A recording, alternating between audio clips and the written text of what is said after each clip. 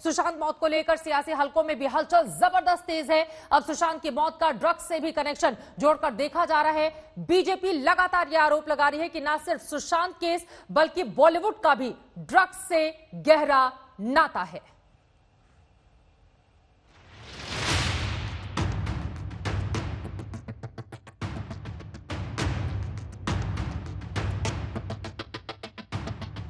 क्या सुशांत की मौत से ड्रग्स का कनेक्शन है? क्या रिया नशीली दवाओं के धंधे में शामिल है? क्या बॉलीवुड नशे के दलदल में गहरे तक धंसा है? क्या सुशांत की जांच के साथ ड्रग्स नेटवर्क का भी पर्दाफाश होगा? ये तमाम ऐसे सवाल हैं जिनका जवाब तलाशने की कोशिश में न सिर्फ सीबीआई और ईडी भी जुट गई है, बल्कि अब नारकोटिक्स कंट्रोल ब्यूरो भी इस हाई प्रोफाइल जांच में शामिल हो चुकी है। सुशांत जैसे संवेदनशील मामले में अब सियासत की हिस्सेदारी भी बढ़नी शुरू हो गई है। खुलेआम मुंबई में अगर ड्रग्स बिक रहा है तो महाराष्ट्र की सरकार कर क्या रही है? गत 2 महीने से महाराष्ट्र की सरकार सुशांत सिंह राजपूत के मामले में केस नहीं दर्ज करना चाह रही थी, ना ही इस मामले को सीबीआई को सौंपना चाह रही थी। क्या मंशा थी? क्या महाराष्ट्र की सरकार उन ड्रग्स माफियों को बचाना चाह रही थी? बीजेपी के फायर ब्रांड नेता राम कदम ने सीधा आरोप महाराष्ट्र सरकार पर लगाया है। बॉलीवुड और ड्रग्स कनेक्शन की तथाकथित हकीकत को पर्दाफाश के लिए मुख्यमंत्री उद्धव ठाकरे को चिट्ठी लिखी है। सुशांत मौत मामले में ड्रग्स कनेक्शन को लेकर बीजेपी सांसद सुब्रमण्यम स्वामी ने फिर से सवालों भरा ट्वीट किया है। पहले दिन से मैं कह रहा हूं कि सुशांत का मर्डर हुआ है। मुंबई पुलिस दुविधा में थी और मामले में दुबई का भी कनेक्शन है। बॉलीवुड कार्टेल की जांच होनी चाहिए।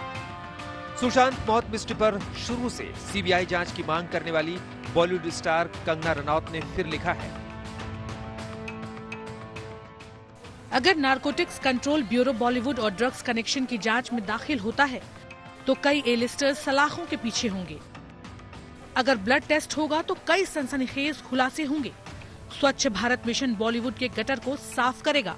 सुशांत उभरता हुआ एक युवा एक्टर था और उसके व्यवहार से उसकी जो इमेज थी, उसकी जो लोकप्रियता थी, मुझे नहीं लगता कि उसने कोई सुसाइड किसी कारणों से की होगी। सुशांत केस की मिस्ट्री सुलझाने के लिए देश की सबसे बड़ी जांच एजेंसियां लगातार कोशिश कर रही हैं, लेकिन साथ ही हर रोज नए आरोप और उलझन की तार भी सामने आ रही है। मुंबई से पंकज उपाध्याय के साथ आज तक ब्यूरो। कि नारकोटिक्स कंट्रोल ब्यूरो ने केस दर्ज कर लिया है। जिस तरह से पूरा मामला आगे की ओर बढ़ रहा है और इसमें ड्रग्स कनेक्शन सामने आए हैं, जो बैन ड्रग थे उसको रिया चक्रवर्ती उससे जुड़ी हुई थी, इसी वजह से अब बाकायदा केस दर्ज किया गया है। आपको बताते चले, पहले ही ईडी रिया चक्रवर्ती से पूछताछ कर चुकी है। सीबीआई की टीम जल्दी समन भेजकर रिया चक्रवर्ती से पूछताछ करने वाली है। रिया शौविक, जया श्रुति मोदी की छानबीन करेगी एनसीबी। इस वक्त की बड़ी जानकारी और जो दूसरी बड़ी खबर, इस वक्त की सबसे बड़ी खबर आप तक पहुंचा रहे हैं। सुशांत के घर 8 जून को 8 हार्ड ड्राइव नष्ट किए गए थे।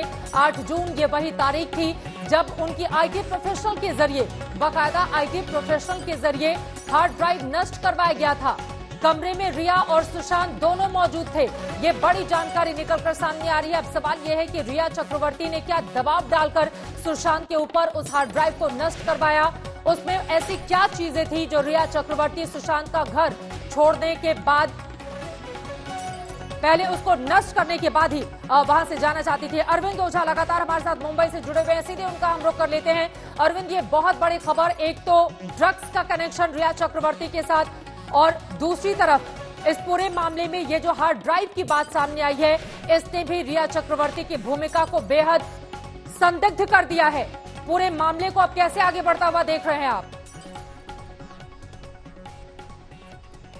जी देखिए चित्रा, मैं आपको बताऊं कि सीबीआई की टीम जब से यहां पर आई है और जिस तरीके से लगातार यहां पर पूछताछ हो रही है, पहले दिन नीरज से पूछताछ हुई, उसके बाद सिद्धार्थ पिठानी से, फिर दीपेश सावंत से, फिर जो दूसरा नौकर था उससे, यानी मौका वारदात पर 4 जो मेन विटनेस थे उनसे जब पूछताछ हुई है, उसके बाद से लगातार बांद्रा का जो ये फ्लैट, बांद्रा की जो बिल्डिंग है, इसमें फ्लैट नंबर 601 है, उसके राज अब धीरे धीरे करके बाहर आ रहा है, जो मुंबई पुलिस की जांच में नहीं आए थे। अब सामने आया है कि जो 8 हार्ड डिस्क था वो 8 जून को डिस्ट्रॉय किया गया था। और आपको बताऊं कि जब रिया चक्रवर्ती यहां से निकली थी उसके बाद ये भी आज तक नहीं दिखाया था कि उन्होंने महेश भट्ट से बात की थी। बिल्कुल। तो स्टेप बाय स्टेप ऐसी चीजें हैं सामने निकल करके आ रही हैं और अब ड्रग्स कनेक्शन भी निकल करके आया। किसी ने उम्मीद नहीं की होगी, लेकिन इन्फोर्समेंट डायरेक्टरेट ने वो तमाम चैट जो डिलीट कर दिए गए थे उन चैट को फिर से हासिल किया है, नारकोटिक्स कंट्रोल ब्यूरो को भेजा है, सीबीआई को भेजा है।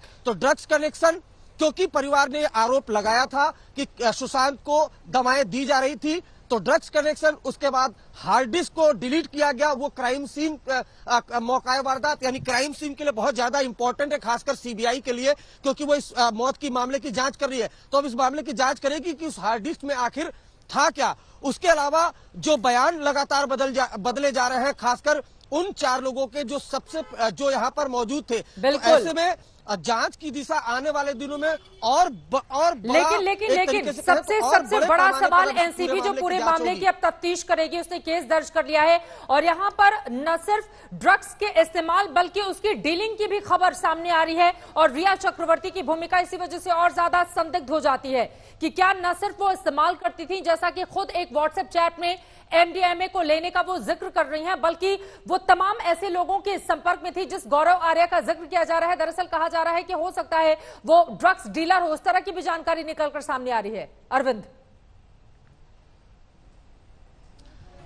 जी देखिए चित्रा, गौरव आर्या को आज तक ने ट्रैक किया है, वो फिलहाल गोवा में है और अपना फोन स्विच ऑफ कर चुका है। लेकिन एक चैट काफी ज्यादा इंपॉर्टेंट है जो नारकोटिक्स कंट्रोल ब्यूरो के सूत्रों से हमारी बात हुई है। दरअसल जया शाह, जिसको इन्फोर्समेंट डायरेक्टरेट ने चैट जब ये सामने आया उसके बाद नोटिस भेजा, जया शाह और रिया चक्रवर्ती दोनों के बीच जो चैट है, उस चैट में ये कहा जा रहा है, उसमें ये बातचीत हो रही है कि एक ड्रग्स है जिसको कॉफी और चाय में मिलाकर दे दो, 40 मिनट बाद किक आएगा।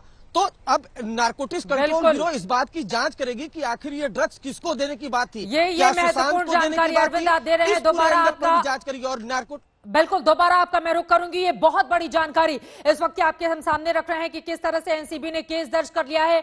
रिया चक्रवर्ती की भूमिका सबसे ज्यादा संदिग्ध है और इसी वजह से अब माना जा रहा है कि बहुत जल्द, फिलहाल हम आपको दिखाते हैं कि वो कौन कौन से चेहरे हैं और 10 बड़ी बातों के जरिए पूरी खबर आपको बताने की कोशिश करते हैं। एनसीबी के रडार पर रिया का ड्रग्स गैंग कैसे है, रिया के संपर्क में रहने वाले ड्रग पैडलर की लिस्ट यहां पर बनाई जा रही है, रिया के दोस्तों की जानकारी जुटा रही है एनसीबी की टीम। बाकायदा केस भी इसको लेकर दर्ज किया जा चुका है। शौविक जो कि भाई है रिया का, सुशांत के दोस्त भी रडार पर हैं एनसीबी के। रिया, शौविक, जया साहा, सुशांत के सीडीआर की जांच भी अब इस पूरे मामले पर की जाएगी। 2 साल में पुणे, मुंबई में धरे गए ड्रग पैडलर से भी पूछताछ की जाएगी।